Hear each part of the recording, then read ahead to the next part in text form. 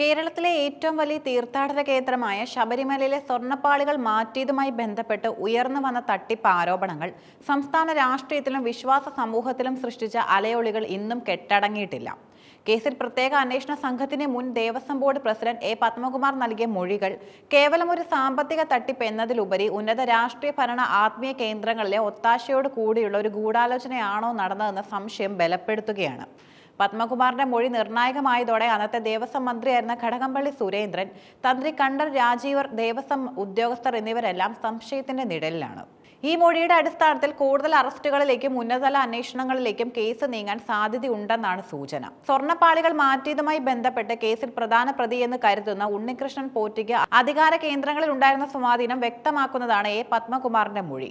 താൻ ഉണ്ണികൃഷ്ണൻ പോറ്റിയെ പരിചയപ്പെടുത്തുന്നതിന് മുൻപ് തന്നെ പോറ്റിക്ക് അന്നത്തെ ദേവസ്വം മന്ത്രിയായിരുന്ന കടകംപള്ളി സുരേന്ദ്രനുമായി പരിചയമുണ്ടായിരുന്നതായി പോറ്റി തന്നോട് പറഞ്ഞിരുന്നു എന്ന പത്മകുമാറിന്റെ മൊഴി അതീവ ഗൗരവമുള്ളതാണ്. ബോർഡ് പ്രസിഡന്റിന്റെ പരിചയപ്പെടുത്തൽ കൂടാതെ പോറ്റിക്ക് മന്ത്രിയുമായി മുൻപ് തന്നെ ബന്ധമുണ്ടായിരുന്നു എന്ന വെളിപ്പെടുത്തൽ സ്വർണ്ണ ഉരുപ്പടികൾ കൊണ്ടുപോകാനുള്ള അനുമതി നേടിയെടുക്കുന്നതിൽ രാഷ്ട്രീയപരമായ സ്വാധീനം ചെലുത്തിയിട്ടുണ്ടോ എന്ന സംശയം ഉയർത്തുന്നു.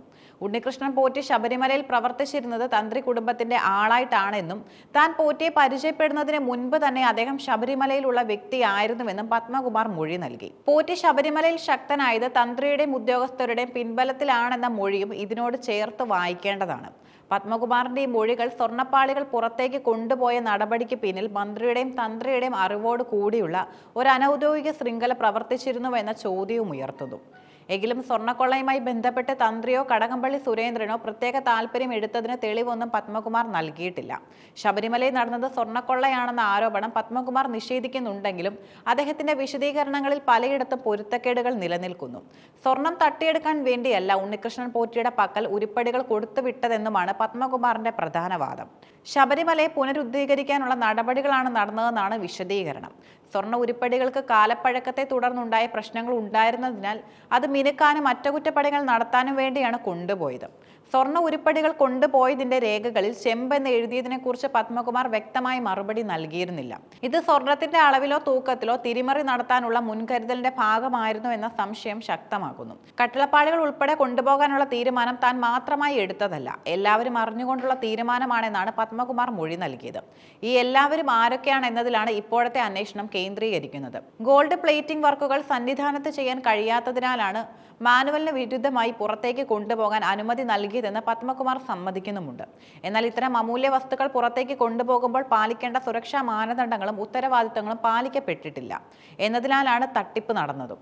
കട്ടിളപ്പാളികൾ കൊണ്ടുപോകുന്നതിന് മുൻപ് മുൻ ഭരണസമിതിയുടെ കാലത്തും ഗ്ലാഡിംഗ് വർക്കുകൾ പുറത്തു കൊണ്ടുപോയി നടത്തിയിട്ടുണ്ടെന്ന പത്മകുമാറിന്റെ ന്യായീകരണം അവിഹിതമായ ഈ രീതി ശബരിമലയിൽ മുമ്പും നിലനിന്നിരുന്നുവോ എന്ന സംശയവും ഉയർത്തുന്നു.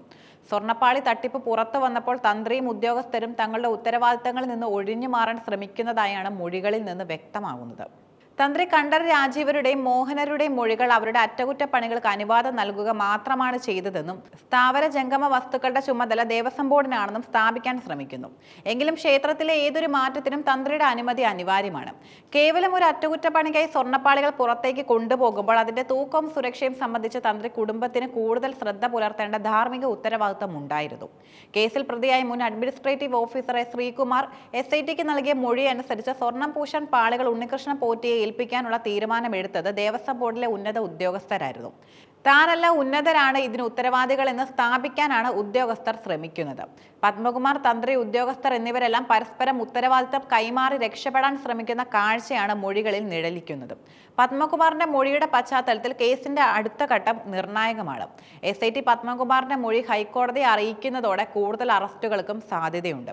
ഉണ്ണികൃഷ്ണൻ പോറ്റിയുടെ സ്വാധീനത്തെക്കുറിച്ച് പറഞ്ഞ പത്മകുമാർ, കടകംപള്ളി സുരേന്ദ്രൻ, തന്ത്രി കണ്ഠർ രാജീവർ എന്നിവരുമായി ബന്ധപ്പെട്ട വിവരങ്ങൾ ഉന്നതതല ചോദ്യം ചെയ്യലുകളിലേക്ക് നയിച്ചേക്കാം. മുൻ മന്ത്രിക്ക് കേസിലെ പ്രധാന പ്രതിയുമായി മുൻപരിചയം ഉണ്ടായിരുന്നുവെന്ന വെളിപ്പെടുത്തൽ ഭരണപക്ഷത്തെ രാഷ്ട്രീയമായി പ്രതിരോധത്തിലാക്കും. മന്ത്രിക്ക് പ്രത്യേക താല്പര്യം ഉണ്ടായിരുന്നില്ല എന്ന് പത്മകുമാർ പറയുമ്പോഴും പോറ്റിക്ക് മാത്രമായുള്ള ബന്ധം ദുരുപയോഗം ചെയ്തിട്ടുണ്ടോ എന്ന അന്വേഷണം ശക്തമാകും. ദേവസ്വം ബോർഡ് പ്രസിഡന്റ്, മന്ത്രി, തന്ത്രി എന്നിവരടക്കമുള്ളവർ ഉൾപ്പെട്ട ഒരു വിഷയമായതുകൊണ്ട് ശബരിമലയുടെ വിശ്വസ്തതയ്ക്കും വിശുദ്ധിക്കും ഈ കേസ് വലിയ കളങ്കം ഉണ്ടാക്കിയിരിക്കുകയാണ്. ദേവസ്വം ബോർഡ് ഭരണത്തിലെ സുതാര്യതയും അഴിമതി ഇല്ലായ്മയും ചോദ്യം ചെയ്യപ്പെടുന്നു. ശബരിമല സ്വർണ്ണപ്പാളി കേസ് കേരളത്തിലെ ഭരണ രാഷ്ട്രീയ ആത്മീയ രംഗത്തെ ഉന്നതർ തമ്മിൽ അദൃശ്യമായ ബന്ധങ്ങൾ നിലനിൽക്കുന്നുവെന്ന സത്യം തുറന്നു കാട്ടുന്നു. മുൻ ദേവസ്വം ബോർഡ് പ്രസിഡന്റ് പത്മകുമാർ നൽകിയ മൊഴി ഉണ്ണികൃഷ്ണൻ പോറ്റിക്ക് ലഭിച്ച സഹായത്തിന്റെ വ്യാപ്തി എത്രത്തോളം ഉണ്ടെന്നായിരുന്നു വ്യക്തമാക്കുന്നത്. സ്വർണ്ണക്കൊള്ള നിഷേധിക്കുമ്പോഴും ചെമ്പന്തി രേഖപ്പെടുത്തിയതും ചട്ടങ്ങൾ ലംഘിച്ചതും ദുരൂഹത വർദ്ധിപ്പിക്കുന്നു. ഈ കേസ് ഇപ്പോൾ നിയമപരമായ സത്യസന്ധതയുടെയും രാഷ്ട്രീയ ധാർമ്മികതയുടെയും കടുത്ത പരീക്ഷണ ഘട്ടത്തിലാണ്. ഹൈക്കോടതിക്ക് മുന്നിൽ SIT മൊഴികൾ സമർപ്പിക്കുന്നതോടെ നിയമ നടപടികൾ കൂടുതൽ കടുക്കുകയും സ്വർണ്ണപ്പാളികൾ പുറത്തേക്ക് കൊണ്ടുപോയതിലെ യഥാർത്ഥ ലക്ഷ്യവും പങ്കാളികൾ ആരൊക്കെയാണെന്ന് വ്യക്തമാവുകയും ചെയ്യും.